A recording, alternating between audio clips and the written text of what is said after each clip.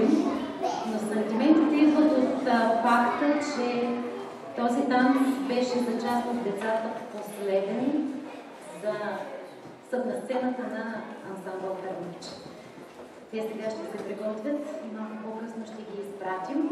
А за останалите пък танцът беше като първо изпълнение. Те са поемащите от предходните вече голямата група.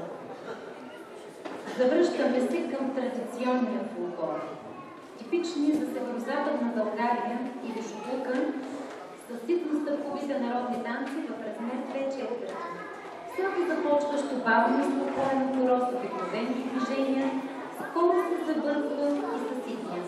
От време на време изпълнителите се връщат към началните спокойни и широки движения с почивка.